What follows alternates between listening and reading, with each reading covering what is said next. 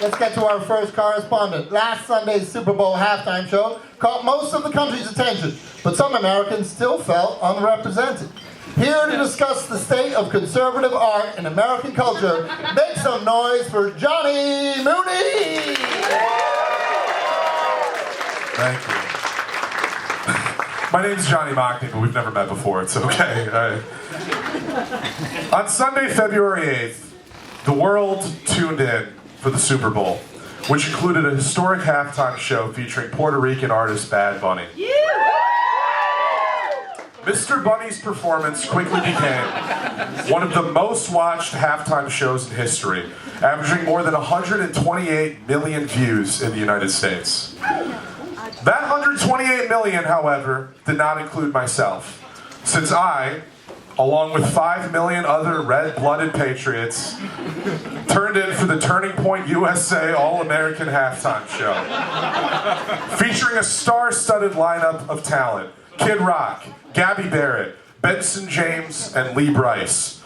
This lineup was so iconic that I just made up one of those names. And you'll never know which one it was. One of the right-wing performers notably sang a song that could not have captured the American zeitgeist more, with the lyrics, "I just want to catch my fish, drink my beer." It was a beautiful verse that spoke to the heartland greatly, since Donald Trump's 2024 election win has been greatly attributed to his pro-fishing and beer stances. Of course, I'm joking. There's no evidence that President Trump has a pro-fishing stance, and in fact, there are some fishermen currently at the bottom of the Pacific Ocean who would claim the opposite.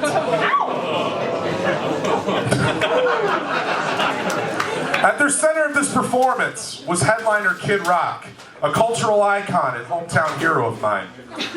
When I was a teenage boy, I felt a kinship with Kid Rock. We shared a birthday. We were both Michigan boys with lofty, artistic aspirations, and we both liked 16-year-old girls. Our differences were subtle. I was a young Asian-American boy in a middle-class household, and Mr. Rock was a white trash billionaire who golfed with Lockheed Martin executives while dressing like a man you'd avoid eye contact with at a traffic stop. There was also the unavoidable reality that the majority of his music was viscerally unlistenable, and he commonly held opinions that could best be described as unspeakably evil. As I sat there, watching this gaunt pirate struggle to lip sync his classic songs to a crowd that I could smell through my screen, I reflected on the state of right-wing art, and I felt bad. It is a miserable existence to be a modern-day conservative, which now bears the requirement of pretending to enjoy the most abysmal dog shit known to man. American culture is best established in the art it produces, and this appears to infuriate the conservative entertainment complex. So to be a conservative today, one must entertain the illusion that Kid Rock produces better music than Bruce Springsteen, or that Robert De Niro's filmography can't stack up against those of Kevin Sorbo and Dennis Quaid. There is a quiet desperation on the part of the American right to reverse engineer art for the sake of controlling culture, which reached personal heights for me in recent months when I saw the announcement of Rush Hour 4.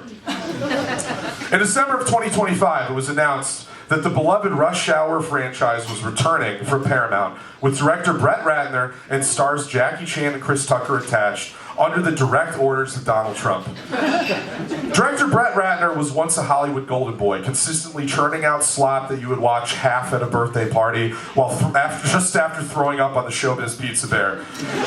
But he reached great success with Rush Hour, a trilogy of buddy cop films in the great tradition of 48 Hours, Lethal Weapon, Turner and Hooch, and Theodore Rex. It brought Western audiences the incredible talents of Jackie Chan, a martial artist born and raised in Hong Kong, until it was decided he's actually from mainland China. In fact, what is Hong Kong? I don't know what that is. You made that up. It also featured the fast-talking fury of comedian Chris Tucker, hot off the success of Def Jam Comedy and the classic film Friday. Tucker contributed many memorable moments to the franchise, including the lines, "Man, don't ever touch a black man's radio," or "Man, don't ever get between a black man and a buffet line." Unfortunately, Ratner's career came to an abrupt end in 2017 when he was accused of sexual misconduct by multiple actresses. After becoming an industry disgrace, Ratner went on a soul-searching journey around the globe, and he began spending time with a good friend who could offer guidance on leading a life of quiet dignity and grace while promoting peace in his daily life. I'm of course speaking of Israeli Prime Minister Benjamin Netanyahu. This is not a joke, this is true. The Rush Hour guy is friends with Netanyahu. Do you understand the words that are coming out from someone right now? Bibi Netanyahu took Ratner under his wing and eventually got him back in touch with their mutual friend, the current president of the United States. Upon becoming acquainted with notorious pervert Brett Ratner, President Trump did what any sane man would do and hired him to follow his wife around with the camera. The Melania movie paved the way for Ratner's return to Hollywood, grossing a whopping $15 million on a $40 million budget. After the smash success of Melania, it was a no-brainer to go forward with the Trump-sanctioned Rush Hour 4, featuring the triumphant mainstream return of Brett Ratner, who's in the Epstein files. Notable CCP spokesman Jackie Chan, and Chris Tucker, who is also in the Epstein files. It's bound to be another classic, giving us new quotable lines such as, "Man, never get between a black man and an underage girl."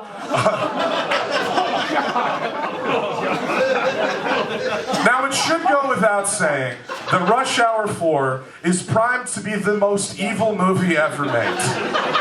And I'm sure to be morally appalled when I see it on opening weekend. But this is just a small factor of modern-day right-wing push to control the mainstream arts, which features an already clear playbook.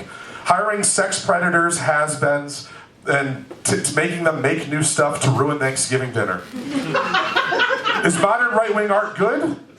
Oftentimes no. But is it made in good faith? Also no. Does it only exist to keep us distracted from the everyday atrocities being committed by the Trump administration? Not sure, I don't read the news. But as this hostile takeover of music and film continues, we will discover this longevity of it together. And if this was depressing, sad, or scary, if this is demoralizing to your belief in this country and the power of great art, lest we forget that a wise man once said, "Bowie to bow to bang diggy diggy." Thank you so much. Hey, one more time, please keep going for Johnny Machete, everybody. Johnny Machete, you can catch Johnny headlining east of LA and Lincoln Lodge next Thursday, 8 p.m. One more time, give me a huge round of applause. That was an awesome